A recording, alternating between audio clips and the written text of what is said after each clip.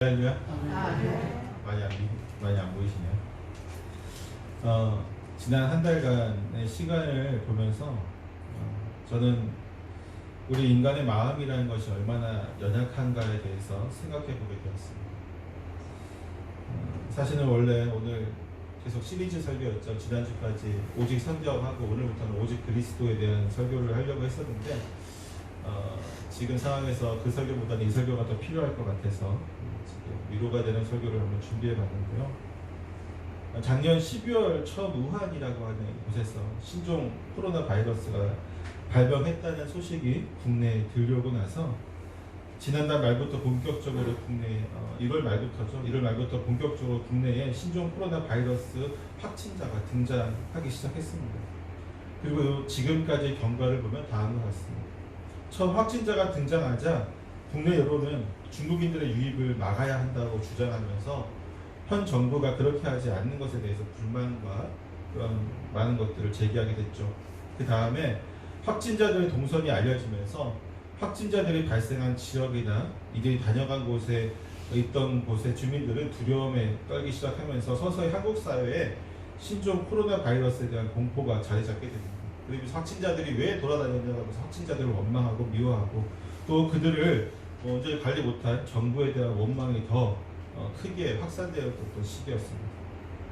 또한 이 확진자 동선에 대한 공개의 정확성과 그 시기에 대한 불만들이 더욱더 커진 시기이기도 하였습니다. 왜 좀 더 빠르게 공개하지 않았느냐, 왜 정확하게 공개하지 않느냐는 그런 등등의 말들이 많이 나왔죠. 그러다가 확진자의 수가 30여 명 정도에서 멈추는 듯한 현상이 보이자 국민들은 지금까지의 태도를 버리고 정부의 대응이 매우 적절했다, 매우 잘 대응했다라고 하면서 격려와 지지를 보내게 되죠.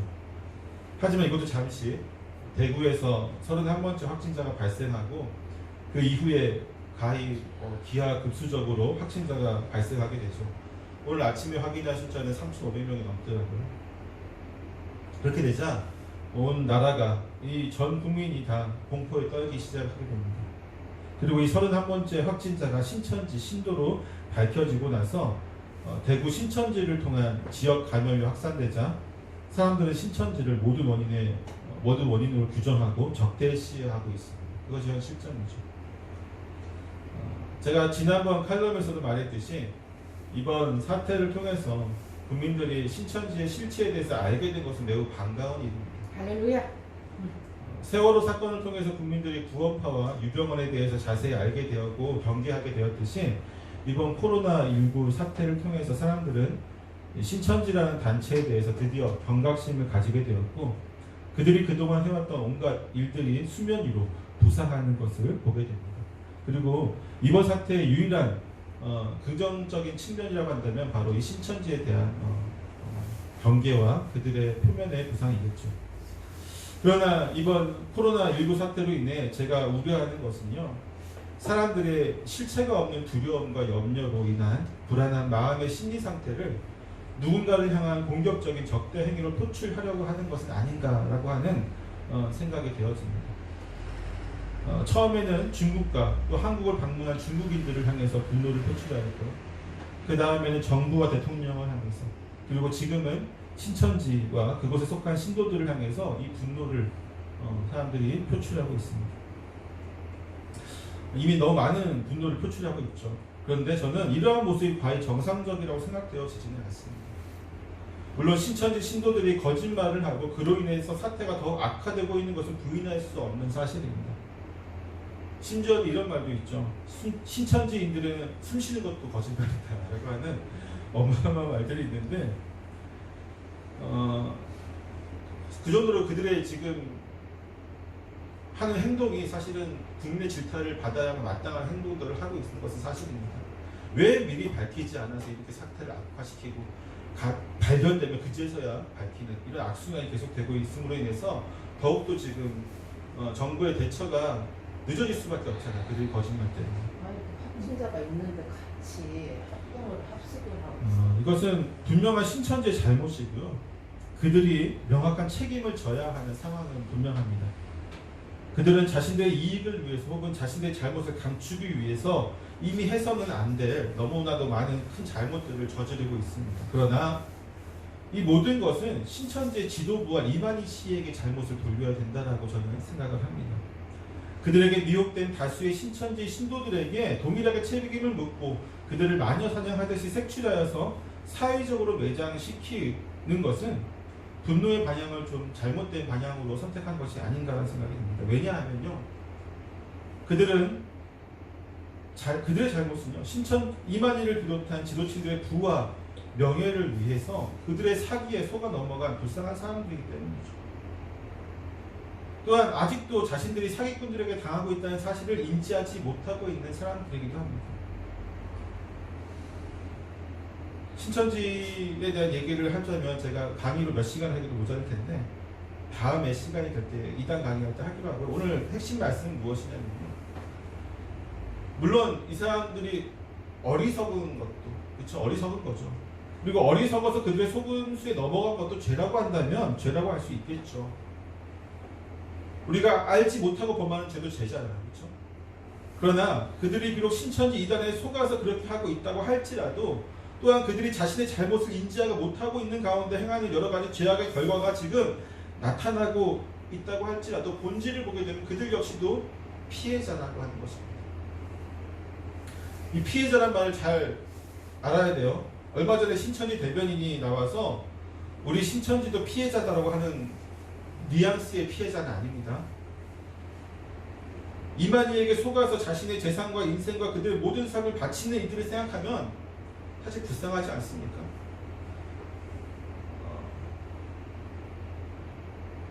신천지는 피해자가 아니에요. 다시 한번 얘기합니다. 신천지는 가해자입니다. 그러나 신천지에 속아서 있는 수많은 신자들, 신천지 실체를 모르고 속아 있는 자들, 그들은 좀 우리가 불쌍한 눈으로 봐야 되지 않겠느냐고 하는 취지에서 하는 말씀이에요. 물론 그들이 여전히 거짓말을 하고 그들이 여전히 잘못된 행동을 하는 것에 대한 책임은 분명히 져야만 됩니다.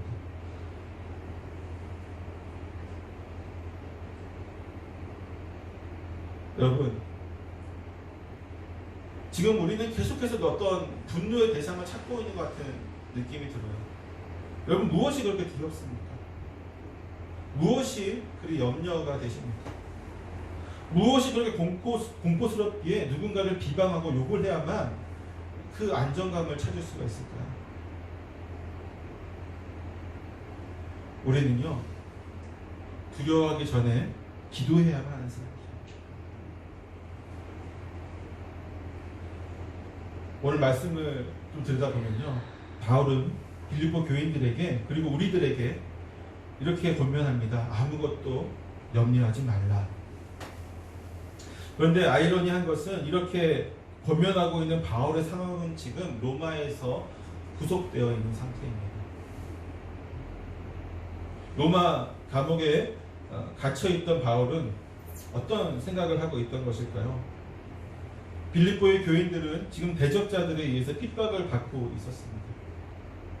이 빌립보성은 바울이 2차 전도 여행 때 전도 루디아를 만나서 그리고 감옥에 갇히고 간수장을 만나서 세워진 교회이기도 하죠. 유일하게 유대인의 회당이 없던 곳이기도 합니다. 때문에 빌립보 교회의 대적자들은 보통 다른 지역의 대적자들은 유대인들이 많지만 빌립보 교회의 대적자들은 유대인들이 아닌 이방인들이 주축이 되어진 그런 대적자들인 것 같아요. 그리고 바울이 전해들은 소식은 아마도 이들 대적자들에 의해서 빌립보 교인들은 지금 두려워하고 있는 것 같습니다. 때문에 바울은 빌립보서 1장 28절에서 무슨 일에든지 대적하는 자들 때문에 두려워하지 아니하는 일을 듣고자 함이라라고 이해가 됐습니다. 바울이 처한 상황과 빌립보 교인들이 처한 상황은 대적자들에 의해서 핍박을 받고 있다는 점에서 동일한 상황입니다. 바울의 대적자는 로마의 황제였다면 빌립보 교회의 대적자들은 빌립보 성의 사람들이었겠죠. 바울과 빌립보 교회 성도들은 지금 그러한 상황에 처해 있는 거예요. 두려움과 염려가 있을 수밖에 없는 상황이었습니다. 그럼에도 불구하고 바울은 빌립보 교인들에게 두려워하지 않는다라고 하는, 내가 대적자들 때문에 두려워하지 않습니다라고 하는 담대한 말을 내가 듣고 싶다라고 하는 마음을 표현한 거죠. 빌립보서에서. 그것은 대적자들에게는 없고 그와 빌립보 교인들에게 있는 것 때문이었습니다. 우리가 두려워하지 않는 가장 큰 근본은 무엇이었냐면 바로 복음 때문이었죠. 바울은 예수 그리스도의 복음을 가진 자와 그렇지 못한 자는 두려움 앞에서 다른 모습을 보여야 한다라고 생각하고 있었어요. 복음을 가진 자는 두려움에 몸을 맡기며 염려와 걱정으로 살아가는 존재가 아니라고 하는 것입니다. 그러한 삶은 누구의 삶이에요, 여러분? 복음이 없는 자. 저 이방인과 세상 사람들이 하는 겁니다. 왜냐하면 그들은 내일이 없기 때문이죠. 내일이 없고 오늘만 있는 자에게는 염려와 걱정과 두려움의 삶을 낭비하게 만들지만 복음을 가진 자는 그렇게 될 수가 없습니다. 복음은 바로 내일에 대한 약속이기 때문에 복음을 가졌다는 것은 내일에 대한 분명한 약속을 가지고 있다는 것이죠. 그 약속은 하나님이 친히 자신의 이름으로 하신 약속이기 때문에 불변하는 약속입니다. 변하지 않는, 우리가 가장 신뢰할 수 있는 그분의 약속이기 때문에 우리는 그 약속을 가진 자잖아요. 왜 미래를 걱정하고 두려워합니까? 사랑하는 성도 여러분, 무엇 때문에 염려하십니까? 여러분의 대적자는 누구입니까? 그 대적자 때문에 두려워하십니까? 아니면 이 코로나19라고 하는 전염병 때문에 두려우십니까? 그것도 아니면 나의 죄성 혹은 여전히 나를 괴롭히고 있는 예수 믿기 전에 나의 모습과 연약함 때문에 괴로워하십니까? 두려워하십니까? 예수님의 보혈로 새로 태어난 우리는 이미 두려움에 떨던 옛사람을 죽고 두려움과 염려를 이길 수 있는 새로운 사람이 되었습니다. 복음을 믿지 않고 가질 수도 없는 세상 사람들은 두려움을 이기기 위해서 분노를 표출하거나 무기력해지거나 혹은 이길 수 없는 싸움에 자신을 가두는 그런 삶을 살아가지만 우리는 그렇지 않다는 겁니다. 다시 한번 말하지만 우리에게는 복음이 있고 복음은 하나님이 우리에게 주시는 분명한 약속입니다. 이 약속 때문에 우리는 두려움을, 염려를 이길 수 있는 것이죠. 바울이 아무것도 염려하지 말라라고 빌립보 교인들을 권면한 말씀은요, 헬라어로 하면 메딘나테라고 하는 말이에요. 메딘나테. 그런데 이 말을 직역하면요, 아무것도 염려하지 말라고 하는 부드러운 권면의 말씀이 아니에요. 아무것도 염려하지 마라 이런 말이 아니에요. 이 말을 직역하면요, 염려하는 것을 지금 당장 중단하라고 하는 강권적인 명령의 말씀입니다. 바울은 빌립보 교인들에게 그래도 염려할 필요 없어, 염려하지 않아도 돼, 이렇게 부드럽게 좀 얘기하는 것이 아니라 쓸데없이 염려하지 마, 당장 중단해, 그것은 지금 이방인이 하는 행동이지 그리스도인이 하는 행동이 아니야 라고 하는 강권적인 말씀인 거죠. 만약 어떤 사람에게 염려하는 것을 지금 당장 중단하라고 한다면 그것은 오히려 화를 내게 만든 일일 것입니다. 염려와 걱정에 대해서 하는 것을 어떻게 지금 당장 중단할 수 있습니까? 어떤 항변이 나올 수가 있겠죠. 심지어 그 염려와 걱정이 전혀 해결될 기미도 보이지 않는 상황에 걱정하고 염려하는 것이 여러분 해결된 적이 있습니까? 여러분, 우리가 염려하고 걱정하는 것의 80~90%는 건요, 우리가 어떻게 할 수 없는 거예요. 지금 바울이 당장 지금 염려하는 것을 중단하라고 하는 것도 똑같은 의미예요. 우리가 고민한다고 해서, 염려한다고 해서 바뀔 수 없는 것에 대해서 중단하라고 하는 거죠. 여러분, 우리가 지금 염려한다고 해서 코로나19 사태를 막을 수 있어요? 없어요. 기껏해야 우리 가족에 대한 방비를 할 수 있겠죠. 우리 가족을 어떻게 좀 방비를 할까? 이거는 고민인 거예요. 염려가 아니죠. 근데 그 외에 어떻게 하면 이걸 확산을 막고 어떻게 하면 이거를 이거는 그냥 쓸데없는 염려. 우리가 할 수 있는 부분이 아닌 거잖아요. 이거는 것은 중지하라는 거죠. 이거는 걱정밖에 되지 않아요. 염려밖에 되죠. 심력을 낭비하는 것밖에 되지 않아요.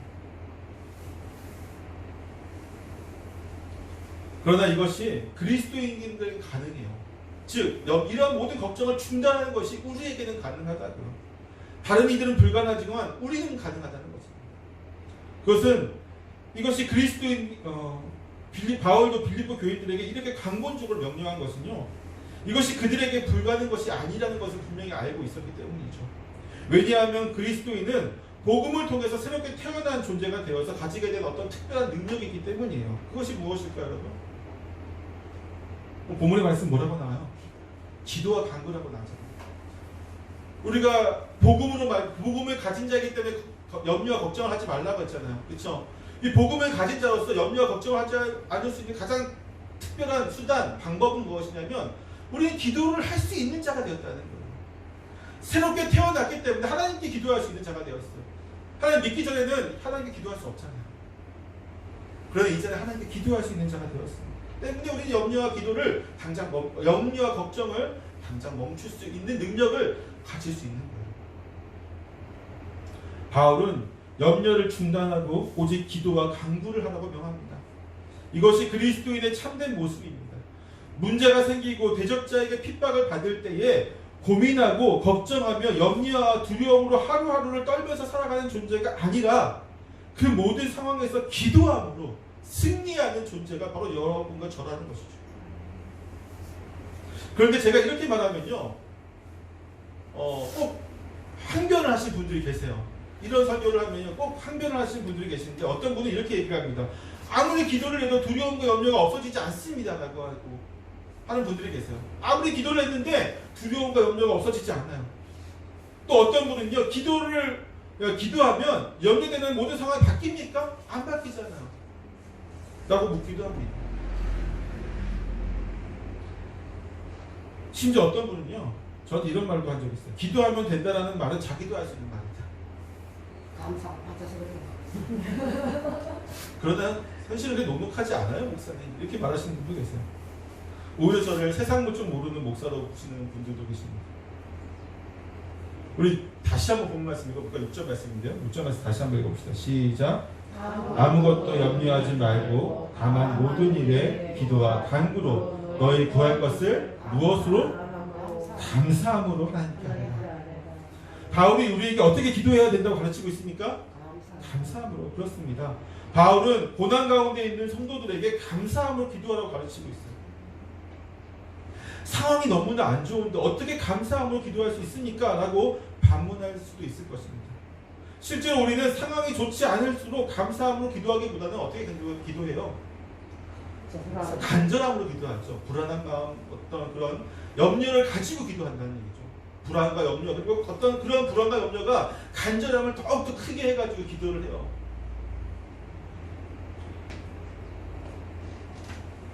실제로 우리는요, 상황이 좋지 않을 때 감사함보다는 간절함으로 기도할 때가 훨씬 더 많습니다. 심지어 일부 목사들은요, 기도는 간절함의 정도에 따라 응답을 받는 것이다 라고 가르치기도 해요. 저는 그렇게 분명히 안 가르칩니다.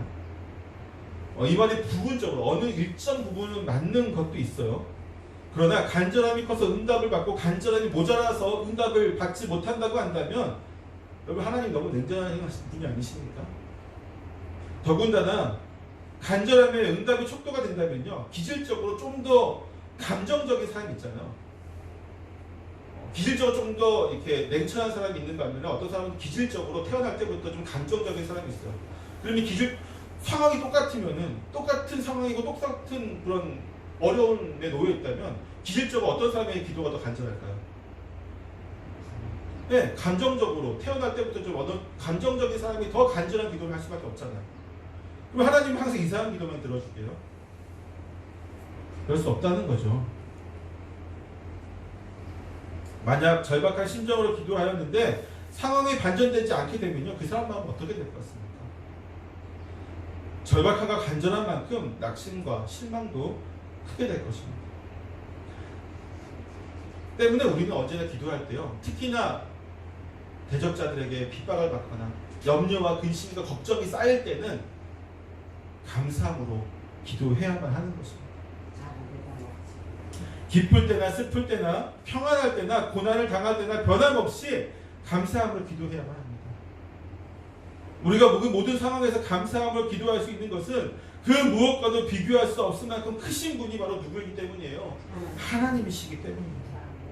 또한 모든 일을 행함에 있어서 그분의 백성을 위한 그 사랑의 중심이 되시는 분이 바로 하나님이시기 때문에 우리는 감사함으로 기도할 수 있는 것이죠. 그럼 하나님 믿으십니까? 하나님이 선하신 분이라고 믿으세요? 우리를 선하신 길로 인도하실 것을 믿으십니까? 그분이 우리를 구원까지 끌고 가신 이 교리를 믿으세요? 그렇다면 감사함으로 기도할 수 있어요. 믿는다면 감사함으로 기도해요. 우리가 이러한 하나님을 믿고 의지함으로 감사함을 기도한다는 것은 그 자체로 이미 염려를 그치는 행위가 될 것입니다. 때문에 바울은 스탑! 염려를 멈춰라! 라고 이야기합니다. 염려를 멈춘 그 가운데 감사의 기도로 이미 기도하는 가운데 우리는 승리자가 되는 것입니다. 그리할 때 7절 말씀에 뭐라고 얘기합니까? 같이 한번 읽어볼까요? 시작. 그리하면 모든 지각에 뛰어난 하나님의 평강이 그리스도 예수 안에서 너희 마음과 생각을 지키시리라고 말씀하고 있습니다. 누가 지키신다고요? 하나님이 어떤 분이시라고요? 모든 지각에 뛰어난, 이미 다 알고 계시다는 거예요. 하나님, 우리 마음이 얼마나 힘들고 어려운지, 우리의 상황에 처한 것이 얼마나 열악한 상황인지 하나님 너무나도 잘 알고 계세요. 구구절절 우리가 하나님 이래요 하면서 울부짖으면서 고백하지 않아도 이미 하나님 알고 계세요. 이미 알고 계시다. 그 하나님께 감사함을 기도하는 순간에 하나님이 우리 마음에 평강을 주실 것이고, 우리 마음에 평강뿐만 아니라 정말 모든 것을 협력할 선을 이루신 하나님 아니십니까? 그 하나님께서 우리를 분명히 온전케 하시고 인도하실 것입니다. 여러분, 기도를 한다고 다 똑같은 기도가 아닌 거예요. 결국은 기도를 한다고 해서 하나님 염려와 근심과 걱정으로 하는 모든 기도는요, 기도가 끝난 다음에 우리에게 더 염려와 근심, 걱정을 끼칠 수도 있어요. 어떤 부분은 할 수 없을 때에 기도하는 것, 그것이 그리스도예요. 그 걱정과 근심이 가득한 그때에 하나님 감사합니다 고백하는 것이 진정한 그리스도죠. 그리고 우리가 그렇게 기도할 수 있는 가장 근본된 것, 가장 깊이 있는 감사의 가장 중심은 무엇입니까? 썩어 죽어서 지옥 갈 우리를 구원하여 주신 그것만으로도 우리는 감사할 수 있지 않습니까? 그것만으로도 상황을 따지지 마십시오. 지금 상황을 보면 감사할 게 없어요. 그러나 그 상황이 아닌 나를 구원하신 하나님, 나를 인도하실 하나님, 나와 함께 계시는 하나님을 생각한다면 우리는 그 가운데서도 감사할 수 있게 되는 거죠. 그 감사가 넘칠 때에 모든 두려움은 다 사라질 것이고, 염려는 물러갈 것이고, 사단이 아무리 우리를 두려움에 떨게 할지라도 우리는 승리할 수 있게 될 것입니다. 그런 저와 여러분 되시기를 축원합니다. 사랑하는 성도 여러분, 지금의 시국과 상황에 대한 염려를 당장 중단하시기를 축원합니다. 더불어 감사함으로 기도할 수 있는 저와 여러분이 되기를 소망합니다. 그럼 정말로 우리는 하나님이 주시는 평강이 우리 마음과 생각을 지키시고 인도할 것을 믿습니다. 마지막으로 우리는 이번 사태에 대해서 원망과 미움과 어떤 대적자가 되어서 사람들에게 그런 마음을 품는 것 자체가 우리에게는 죄가 될 수 있다는 생각을 해요. 그리스도인들은 누군가를 미워하고 적대하는 존재가 아닙니다. 불편하니까 사랑하는 존재잖아요. 이렇게 하고 있어요. 사랑하는 존재예요. 아까 처음에 서두에서도 권두에서도 제가 말씀드렸듯이 신천지 교인들에 대해서 무조건적인 적대와 마녀 사냥은 자제해야 됩니다. 왜냐하면요, 우리 하나님 있잖아요, 그렇죠? 하나님은 반드시 이만희와 그를 추종하는 그 자들 중에서도 이미 이만희 실체를 알고 있으면서도 그의 거기에 관련된 부와 여러 가지 이권 때문에 놓지 못하고 그 많은 신도들을 속이는 일에 가담한 모든 자들은 분명하게 화가 있을 것이고 심판을 받을 것입니다. 하나님을 믿잖아요. 하나님께서 반드시 가만두지 않으시고, 이제 이만희 씨가 올해 90세라고 해요. 정말 살 날이 얼마 안 남았는데 이만희 씨에게 이 말을 꼭 하고 싶어요. 죽어서 하나님 보면 얼마나 그 심판을 받을 때에 두려움이 있을지를 생각하면서 지금이라도 회개하라는 말을 꼭 하고 싶어요. 신천지 교인들은 빨리 그 속임수에서, 거짓말에서 속아 넘어갔던 마음을 되돌릴 수 있기를 바랍니다. 우리 모두가 이 사태를 어떻게 이겨내야 돼요? 오늘 말씀 들었으니까 이제 알겠죠? 어떻게 이겨내야 됩니까? 감사함을 기도함으로 되는 저와 여러분 되시기를 축원합니다. 기도하겠습니다.